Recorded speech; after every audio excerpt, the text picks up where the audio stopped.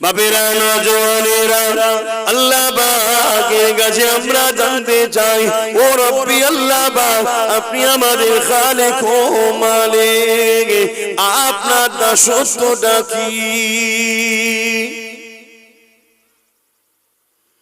এ যুবকেরা তরুণীরা বাপেরা এ নবী পাকের প্রেমিকেরা ও মুসাফির জামানের সিলসিলা অনুসারী অনুগামীরা ও এমন করে পুলিশেরা মানুষেরা বাবারা শুনে কে দাও গো এই গরম এলাকায় পাথর এলাকায় কত কষ্ট করে জীবন যাপন করে বেড়াও মনে রেখে দেবে নিঃশ্বাসের কোনো বিশ্বাস না মৃত্যু একদিন একদিন অবশ্যই হবে এ জমিনের উপরে তোমার কি কাজ করা দরকার কেন তোমার মালিক তোমাকে পাঠিয়েছে কি জন্য তোমাকে সৃষ্টি করেছে এটা তোমাকে আমাকে জানতে হবে একটা মানুষের তিনটে কাজ প্রথম থাকা দরকার সর্বপ্রথম কাজ হলো আমার স্রষ্টাকে জানা দ্বিতীয় নম্বর হলো কেন সৃষ্টি করেছে জানা তিন নম্বর হলো তাকে খুশি করার জন্য তার কাজগুলোকে এগিয়ে নিয়ে যাওয়া ঠিক না বেঠি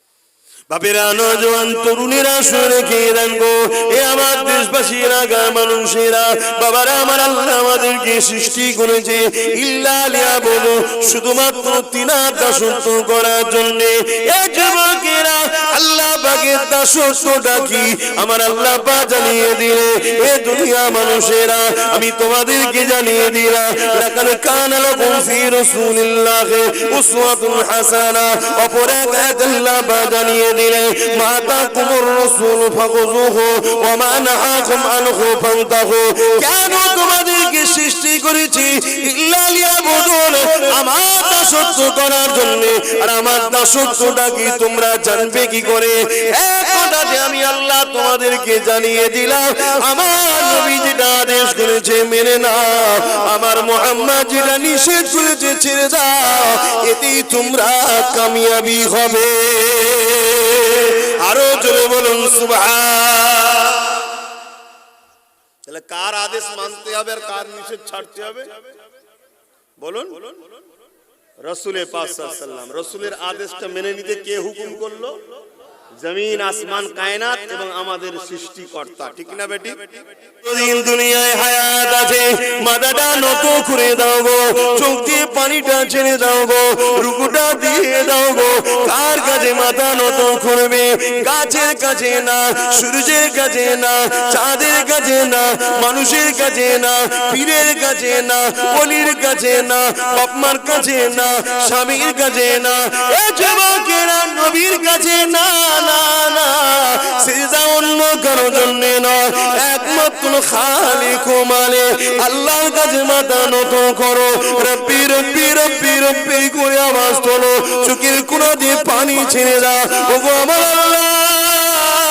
আমি বড় গরিব আমি সংসার আমার তিনটে চারটে ছেলে আপনি আমাকে নিয়ামত দিয়েছে এগুলো মানুষ করার দায়িত্ব আপনি আমাকে দিয়েছেন এই সৃষ্টি আপনার সৃষ্টি আপনি ইবাদত করে আল্লাহ আপনি আমার রুচিতে বরকত দেন আপনি আমার কারবারে বরকত দেন আমার শরীরকে সুস্থ রাখে আমাকে খাটা ক্ষমতা দেন আমাকে হারাম খাদ্য থেকে দূরে রাখে আমাকে পাপ থেকে দূরে রাখে ফিতনা ফাসাদ থেকে দূরে রাখে জালিমদের থেকে দূরে রাখে নিজে জালিম যেন না হয়ে যায় তার থেকে দূরে রাখে ওগো আমার আল্লাহ এই জিন্দেগি আপনি দিয়েছে আপনার রাস্তায় কুরবানি করার তৌফিক দেন এইভাবে যখন তুমি মাথা নত করে রব্বি রব্বি করে আওয়াজ তুলে তোমার রবকে ডাকতে লাগবে আমার আল্লাহ আসমান থেকে রেজেকে দরজা খুলে দিয়ে তোমার উপরে দরজা থেকে বর্ষণ করতে লাগবে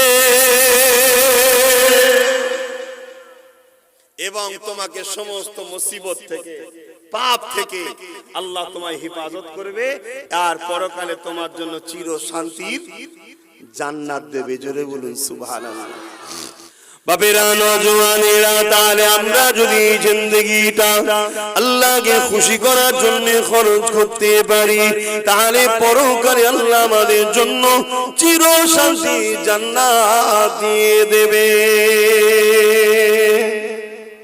আরেকটা কথা জিজ্ঞেস করি মৃত্যুর পরে সব শেষ না আরেকটা জায়গা আছে মানেন তো নাকি এতগুলো হাফিজে কোরআন বসে রয়েছে। সূরা জুমার 68 নম্বর আয়াত আল্লাহ জানিয়ে দিলেন, সুম্মা নুফিকা উখরা ফাইযা হুম কিয়ামুন ইয়ানজিরুন। আছে সূরা জুমার 68 নম্বর আয়াতে আল্লাহ জানিয়ে দিলেন, এ দুনিয়া মানুষের শুনে রেখে দে রে, আমি আল্লাহ তোদেরকে এমনি বানাইনি, আমি আল্লাহ তোদেরকে বেকার বানাইনি, আমি তোদেরকে চোখ দিয়েছি হিসাব নেব, কান দিয়েছি হিসাব নেব, হাত দিয়েছি হিসাব নেব। এ বান্দা রে, দুনিয়া সব কিছু তোদেরকে ফিরিতে দিলাম ঠিকই কথা, কিন্তু এর বিনিময়ে পরকালে জান্নাতটা ফিরি পাবি না, আমার দিদারটা ফিরি পাবি না।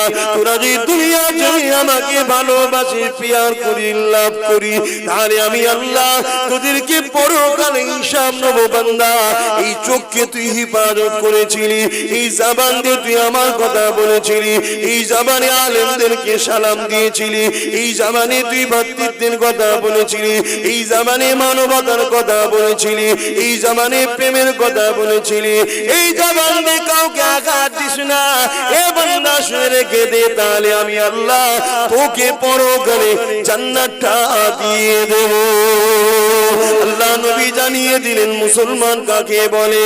এ যুবকেরা, তরুণীরা, বাপেরা, নবী আমার জানিয়ে দিলেন, যার কথা দ্বারা, যার হাত দ্বারা তার পাড়া প্রতিবেশী সুরক্ষিত, সেই হলো মুসলমান।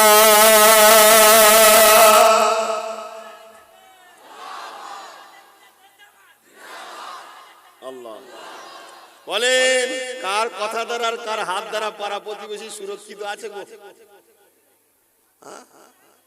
আমি কি বলছি বুঝছেন না নাকি? যার কথা দ্বারা আর হাত দ্বারা তার পাড়া প্রতিবেশী নিরাপদ, সে হলো মুসলমান। আছে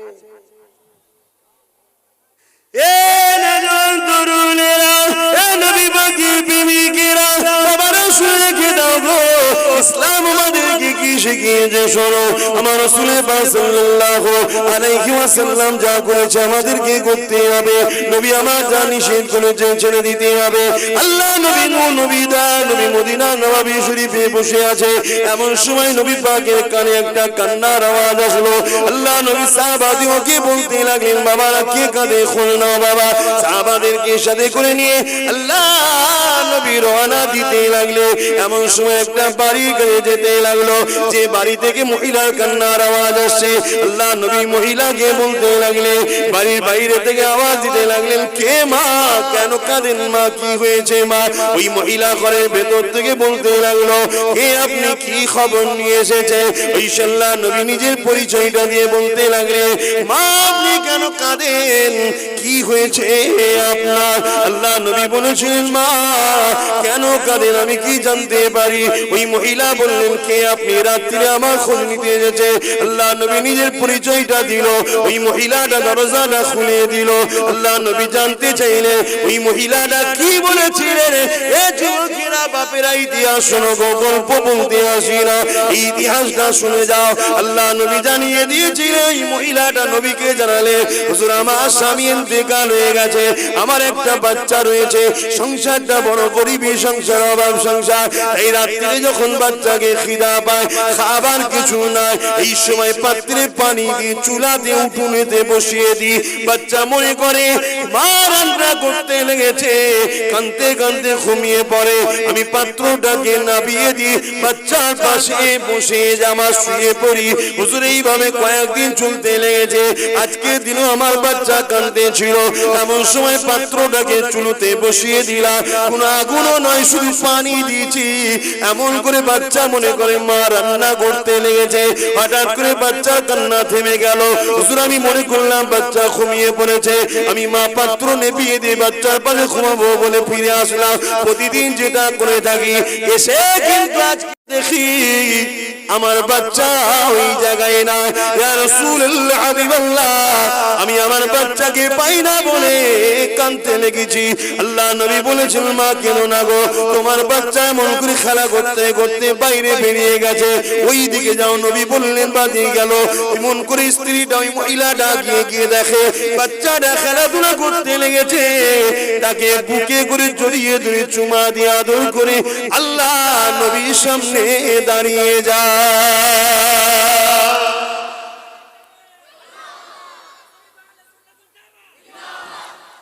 আল্লাহ রসুল এই বাচ্চা তার মায়ের ভালোবাসাটাকে দেখে সাহাবাদেরকে বলছে, বাবা সাহাবারা, এই বাচ্চা তার মায়ের ভালোবাসা দেখে কি শিক্ষা পাচ্ছ? শুনছেন তো? এই সবাই শুনছেন তো? সাহাবারা বললেন, আল্লাহ আল্লাহ রসুল ভালো জানে। রসুল বললেন, চলো মদিনার নববী শরীফে। মদিনার নববী শরীফে আসলেন। যুবকরা, নিঃশ্বাসের বিশ্বাস নেই, নিঃশ্বাস পুরোবে সবার। ভয় করো সেই মালিককে যিনি তোমার অন্তরের খবর জানে। জানে না? জানে না? সূরা হাসর 20 নম্বর আয়াত, সম্ভবত হবে সাহেবরা বলবেন। সূরা হাসর 20 নম্বর আয়াত, ইয়া আইয়ুহাল্লাযীনা আমানুত্তাকুল্লাহ ওয়াল তানজুরু নাফসুম মা কদ্দামাত লিগাদ। হে বিশ্বাসী ঈমানদারেরা, তোমরা আল্লাহকে ভয় করো আর পরকালের জন্য কি সংগ্রহ করেছো, কি পাঠিয়েছো তার জন্য চিন্তা করো। কোন জায়গায় যখন কেউ যায় ঘুরতে বা কোনো কাজে, তাহলে কি করে? আগে থেকে প্রস্তুত হয় না? হয় না? তুমি পরকালের রাস্তায় যাবে, কবর থেকে তোমার মঞ্জিল শুরু হবে, তুমি তৈরি হয়েছো তো আখিরাতের জন্য? ওয়াত্তাকুল্লাহা ইন্নাল্লাহা খাবীরুম বিমা তা'মালুন। নিশ্চয়ই আল্লাহ সবকিছু জানে, তোমার অন্তরে কি হচ্ছে সেটাও আল্লাহ জানে। মালিক জানে না? জানে না? অতএব ভাবো। আল্লাহ নবী সাহাবা হুজুরকে নিয়ে মদিনা নববী শরীফে আসলেন। নবী আমার ওয়াজ করতে লাগলেন, আবার সাহাবারা শুনতে লাগলেন। এ বাবা সাহাবারা, ওই মাটা তার বাচ্চাকে হারিয়ে ফেলে কাঁদতে লেগেছিল। ওই মাটা যখন তার বাচ্চাকে পেয়ে গেল, ওই মাটা বড় খুশি হয়ে গেল। বান্দা বান্দি যখন আল্লাহ পাকের থেকে দূরে সরে যায়, গানে যায়, যাত্রায় যায়, সিনেমায় যায়, খুন খারাপিতে যায়, মারপিটে যায়, চেনাই যায়, ব্যভিচারিতে যায়, বারে যায়, বদমাইশি কাজে যায়, মানুষের উপরে জুলুম করতে যায়, ওই বান্দা তখন তার আল্লাহর রাস্তা ছেড়ে দিয়ে চলে যায়। আমার আল্লাহ ওই বান্দাকে তখন ডাকতে থাকে, আয় বান্দা, ফিরে আয়, ফিরে আয়, ফিরে আয়। ওই রাস্তাতে কল্যাণ নাই, ফিতনা রয়েছে। ওই রাস্তাতে কামিয়াবি নাই, অকামিয়াবি আছে। এ বান্দা রে, দুনিয়ার জমিনে তুই ফিতনা করে কখনো মাথা তুলতে পারবি না। এইভাবে আমার আল্লাহ বান্দা বান্দিকে ডাকতে থাকে। যখন এই বান্দা বান্দি ভুল বুঝতে পেরে ফিরে এসে তওবা করে নিয়ে মাথাটা নত করে দিয়ে তার রবের কাছে কাঁদে, আল্লাহ আমি ভুল করেছি, ক্ষমা করে দেন, মাফ করে দেন। ওই ছেলেকে পেয়ে মা জানা খুশি হয়, ওই তওবাকারী বান্দাকে পেয়ে আমার আল্লাহ পাক আরো বেশি খুশি হয়। কি গো আমার সোনার ভাইরা, কত গরিবী সংসার বুঝছো যে রাত্রে কিছু খাবার নাই, পানি দিয়ে পাত্রে বসিয়ে দিয়েছে, চুলো ধরা বড় নাই।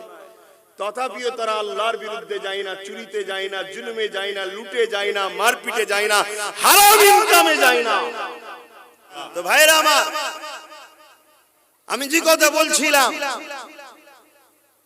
হযরতে খাতুনে আমাদের সকলের আম্মা জান হযরত আয়েশা সিদ্দিকা আমার রাসূল পাক সাল্লাল্লাহু আলাইহি ওয়াসাল্লামকে বললেন, হুজুর একটু ভেতরে আসেন, একটু কথা আছে। আল্লাহর নবী বললেন, এ আমার প্রাণের স্ত্রী, আমি বড় ব্যস্ত আছি, একটু তোমার সাথে পরে কথা বলছি। হুজুর বিয়াদবি নেবেন না, একটু যদি আসতেন। আল্লাহর নবী ভেতরে আসলেন। আসার পরে আম্মা জানকে জিজ্ঞেস করলেন, অর্থাৎ তেনারা হালিয়া আমাদের আম্মা জান জিজ্ঞেস করলেন যে কি বলছো বলো। আম্মা জান বললেন, হুজুর আমার কাপড় ছিঁড়ে গেছে। শোনো, আর আমার আম্মারা মাইকের আওয়াজে শোনো, আমার বোনেরা শোনো, স্বামীকে বেশি চাপ দেবে না, তাকে সহযোগিতা করো। সে যদি কোনো ঈদে কাপড় না দিতে পারে, তার সামনে যেন এমন মিজাজ লিও না সে মনে কষ্ট না পেয়ে যায়, তাকেও যেন তুমি সান্ত্বনা দাও। কোনো চিন্তা করবেন না, আমি খুশি, এবারে হয় না তো কি হয়েছে, আল্লাহ যদি দেয় পরে পরে দুটো নেবো, সেও আনন্দ হলো। আর আপনার স্বামীকে এই ভালোবাসার জন্য তাকে এই সহযোগিতা কিসের জন্য? তার ব্রেনটা ফ্রি থাকবে, ফ্রি থাকলে কাজ করতে পারবে। নাই আপনার ওই আঘাত দিয়াটা তার মাথায় কুড়ে কুড়ে খাবে, একদিন রাস্তা পার হতে যাবে, লরি হরেন দিচ্ছে, শুনতে পাবে না, চলে যাবে। কথা ভুল বলছি নাকি? খবরদার। আর আপনার স্বামীদের ঘরেও বলি, থাকতে যেন কঞ্জুসি করবে না, থাকতে কঞ্জুসি করবে না।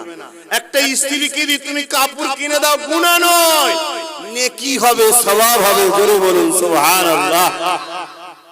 কিন্তু আমরা তো আজকালকার ছেলে ফালতু ফালতু জায়গায় খরচ করি, নিজের বিবির পিছনে খরচ করতে চাই না। এসব ওয়াজ করছি, অসুবিধা আছে নাকি? অনেকবার বলে হুজুরি সব বলবে কেন? হুজুর তাহলে কি বলবে? ইসলামে যা আছে হুজুর বলবে, ঠিক না বেঠিক? ইসলামে স্বামী স্ত্রী সম্পর্ক কেমন হয় এটা শিক্ষা দিয়ে আছে না নাই? তাই তো আল্লাহর কোরআন বললেন, লাকাদ কানা লাকুম ফি রাসূলিল্লাহি উসওয়াতুন হাসানাহ।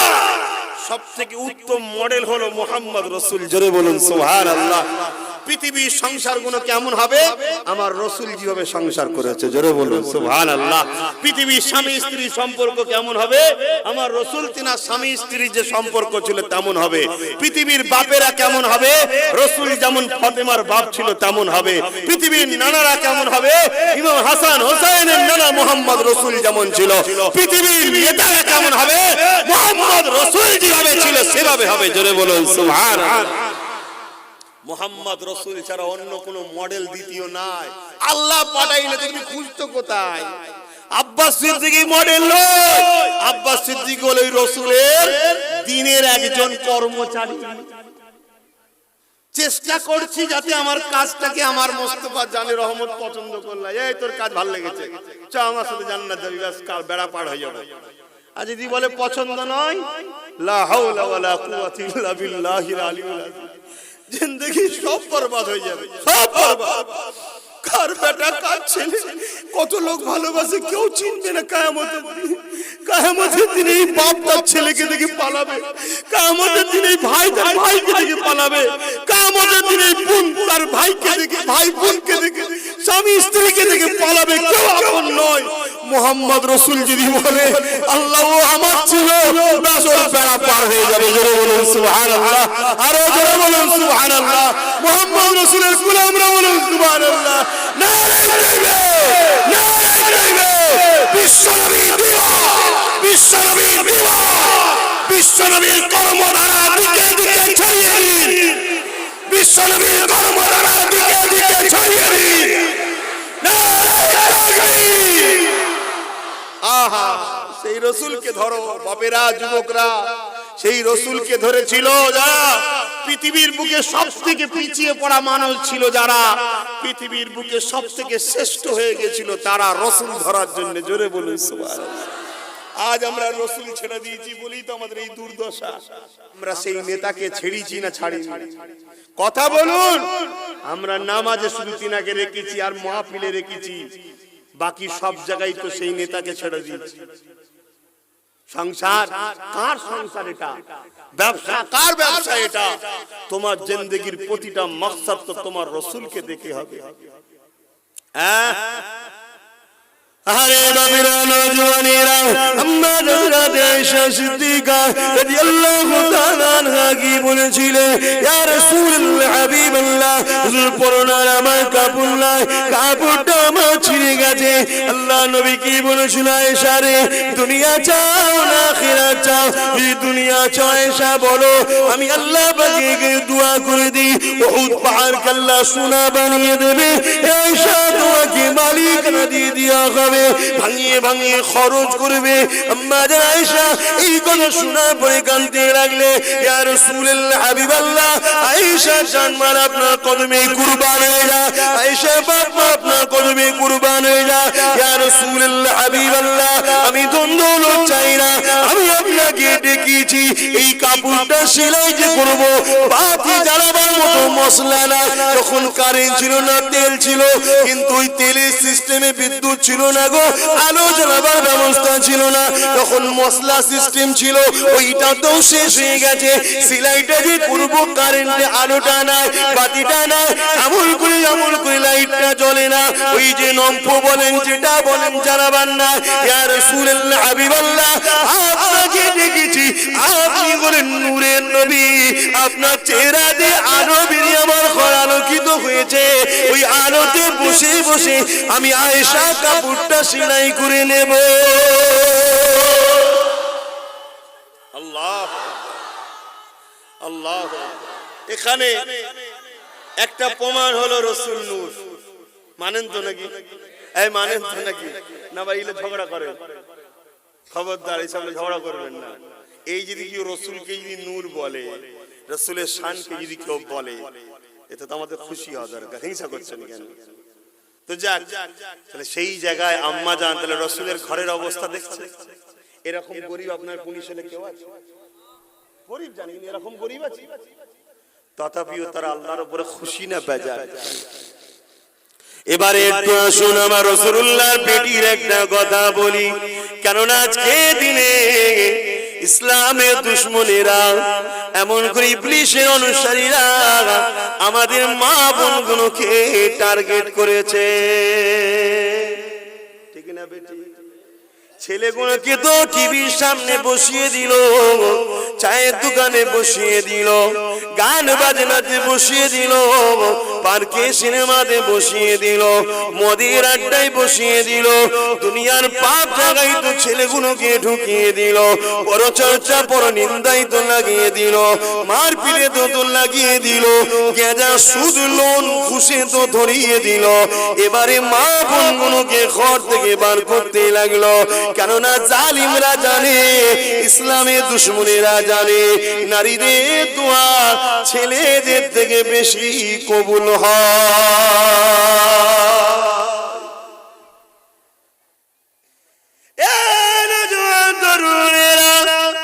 এদেরকে যখন মারতে যাব, ইসলামের দুশমনেরা দেখে নিয়েছে এই ছেলেগুলোর মধ্যে আর সেই ইমানের পাওয়ার নাই, এদেরকে মেরে দেওয়া যাবে, এদেরকে শেষ করে দেওয়া যাবে। কিন্তু এদের ঘরের যে মা গুলো আছে, এদের ঘরের যে স্ত্রী গুলো আছে, এদের ঘরের যে বেটি গুলো আছে, ওগুলো পর্দার মধ্যে রয়েছে, ওগুলো রোজার মাসে কোরআন পড়ে, ওগুলো এক মাস রোজা রাখে, ওগুলো বেশি বেশি করে আল্লাহ ডাকে, ওগুলো হারাম খায় না। স্বামী যদি ভুল ইনকাম করে এনে দেয়, নারীদের গুনাহ হয় না। এই জন্য ওই গুণকে কি করে ধ্বংস করা যাবে এই প্ল্যানটা করতে লেগেছে। আমার মা বোনেদেরকে একটু বলে দিয়ে যায়, মারে পর্দা হলো ইসলামে ফরজে আইন। পর্দাটা কি জিনিস? এই মুখমণ্ডল, হাতের গাঁটের বাইরের অংশ আর পায়ের গাঁটের নিচের অংশটুকু ছাড়া বাকি জায়গাটুকুকে ঢিলে ঢালা কাপড় দিয়ে ঢেকে রাখা। তোমার স্বামী ছাড়া অন্য কেউ দেখাটা হলো হারাম, অন্য কেউ তোমার উপভোগ করাটাই হলো হারাম। তুমি যদি টাইট কাপড় দিয়ে ঢেকে থাকো তাও হারাম, ঢিলে ঢালা কাপড় দিয়ে ঢেকে রাখার নাম হলো পর্দা। এখন কোন মা যদি বলে, কোন বোন যদি বলে, ও আব্বাস তোমার কথা শুনছি না, তুমি কে আমাকে বলার? মা বোনেদেরকে বলে দিয়ে যে আমি কেউ বলার নয়, তোমার শরীরটা তোমার নয়, ওই শরীরটা তোমার মালিক আল্লাহ দিয়েছে। ওই মালিক আল্লাহ জানিয়ে দিয়েছে, জান্নাতের দরজার উপরে লেখা আছে আদ-দাইয়ুসু লা ইয়াদখুলুল জান্নাহ। এই মুখমণ্ডলটুকু ছাড়া, হাতের কাটের বাইরের অংশটুকু ছাড়া, পায়ের কাটের নিচে অংশটুকু ছাড়া বাকি জায়গাটা যদি কেউ খুলে বেড়ায়, সে হলো দাইয়ুস। ওই দাইয়ুস কোনোদিন জান্নাতে যাবে না। এই মা বোনেদের বলে দিয়ে যায়, যদি জান্নাতে যেতে চাও, এই মুখটুকু, হাতের কাটের বাইরের অংশটুকু, পায়ের কাটের নিচের অংশটুকু ছাড়া বাকি জায়গাটাকে ঢিলে ঢালা কাপড় দিয়ে ঢেকে রাখো। স্বামী যারা সবার কাছে লুকিয়ে রাখো, তাহলে জেনে রেখে দেবে আল্লাহ নবী জানিয়ে দিয়েছে, আমি ওই নারীকে হাত ধরে জান্নাতে নিয়ে যাব। আচ্ছা, আমি যদি সত্যি ওদেরকে ভালোবাসি, আমি কি চাইবো ওরা জাহান্নামে যাক? তাহলে আপনারা যদি সত্যি ভালোবাসেন, আপনারা চাইবেন ওরা জাহান্নামে যাক? তাহলে প্রত্যেকটা ছেলেকে চাইতে হবে তার মা কি করে জান্নাতি হবে ভাবা। প্রত্যেকটা স্বামীকে চাইতে হবে তার স্ত্রী কি করে জান্নাত দেবে ভাবা। এখন কোন স্বামী যদি বলে ও হুজুর ওই ওই ওই ওই জাহান্নামীর দায়িত্ব লিয়া যাবে, ও নিজেই বলছে জাহান্নামী, ওর দায়িত্ব লিয়া যাবে না, তো শুনে রেখে দাও, ও যদি জাহান্নামে যায় তুমি জান্নাত দেবে নাকি? দাঁড়াও, আল্লাহ বলছে আই না, তোকে জান্নাতে ঢুকাবো আমি। তোর যদি স্ত্রী জাহান্নামে যায় তোকেও পাঠাবো। আর কি হবে বারে? কি গো, আজ শুনবেন তো নাকি, না গরমে মাথা গরম হচ্ছে পারে? শুনছেন? কিয়ামতের দিনে একটা বাপকে ধরেন তুলেছে, একটা মানুষকে, পুরুষকে তুলে বলবে হিসাব দে, হিসাব লিয়া হচ্ছে। আল্লাহ করেছে নামাজ রোজা হজ যাকাত দান খায়রা সব দিক দিয়ে ভালো। আল্লাহ বলবে সব ক্লিয়ার তো। হঠাৎ করে একজন এসে বলছে আল্লাহ আপনি আমায় জাহান্নাম দিচ্ছেন কেন? আপনি আমায় জাহান্নাম দিচ্ছেন কেন? তুমি অন্যায় করেছো। ও আল্লাহ, আমি যখন বয়স 12 বছর তখন থেকে আমার আব্বা 7 বছর 8 বছর 9 বছর 10 বছর ছোট ছোট কাপড় পরাতো আর আদর করে নিয়ে ঘুরতো।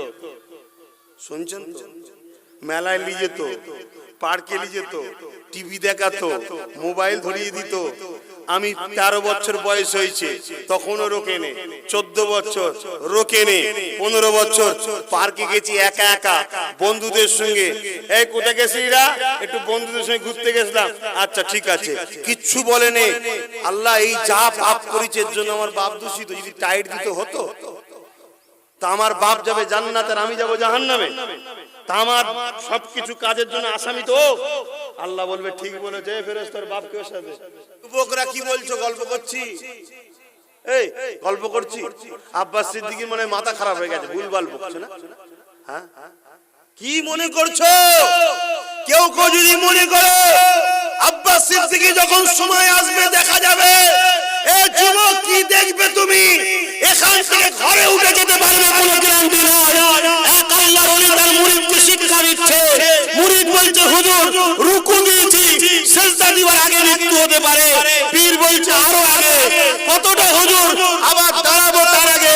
পীর বলছে না আরো আগে। আল্লাহর ওলি শিখাচ্ছে একদিকে সালাম ফিরেছো আর একদিকে ফিরতে নাও পারো, তার আগেও মৃত্যু হতে পারে। জোরে বলুন সুবহানাল্লাহ। অতএব কি দেখবে তুমি?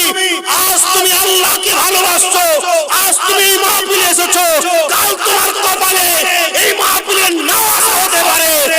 আজ শুধরে যাও, আজ তওবা করো, আজ ফিরে আসো, আজ নবীর সন্তানের সাথে কলেমা পড়ে তওবা করে পরিবর্তনের জিন্দেগি আনো। কেননা ময়দানে মাশাআল্লাহ এমন হবে যেখানে বাপ ছেলেকে জমিনে শুয়াবে, তার বুকের উপরে পা দিয়ে দাঁড়িয়ে যাবে। ছেলেকে বাপ শুয়াবে, বাপের বুকের উপরে পা দিয়ে দাঁড়িয়ে যাবে। যার উপরে যার চোখ চলবে এই জমিনে শুয়ে দাঁড়িয়ে যাবে। কি দেখবে যুবক? কোথায় যাবে তুমি? পুলসুরাত পার হতে গেলে চুলের থেকে শুরু, হিরের থেকে ধার, ওই ব্রিজ পার হতে হবে। হাজার নয় লাখ লাখ পাখিকে শরীর কেটে জাহান্নামের আগুনে পড়বে, কেউ বাঁচাতে পারবে না। এই জমিনে যারা মুস্তাফার কথা বলেছে, মুস্তাফার লড়াই করেছে, মুস্তাফার দিনকে বাঁচাতে চেয়েছে, তারা আমাদের দিয়ে নবীর শাফাতে জান্নাতে যাবে। সুবহানাল্লাহ। আরো জোরে কথা শুনছেন যুবকরা? শুনছেন? মাইকের আওয়াজে বুঝছেন? তাহলে বলুন মুস্তাফার জন্য জিন্দেগি লাগলে দিতে পারবেন? হাত তুলে বলুন পারবেন? ইসলামের জন্য জান লাগলে দিতে পারবেন? ইসলামের জন্য মন লাগলে দিতে পারবেন? ইসলামের জন্য কারোর সঙ্গে দুশমনি করলে করতে পারবেন? ইসলামের জন্য কারোর সঙ্গে সম্পর্ক বিচ্ছেদ করতে হলে করতে পারবেন? তবেই তো তুমি কামিয়াবি। হাত নাবান, তবেই তো তুমি কামিয়াবি। আমাদের জিন্দেগির স্বপ্ন একটাই, আল্লাহকে খুশি করার জন্য নবীর ইত্তেবা করা, অন্য কোনো মাকসাদ নেই আমাদের। শুনছেন না শোনেন? পারবেন? তবেই কামিয়াবি যুবক।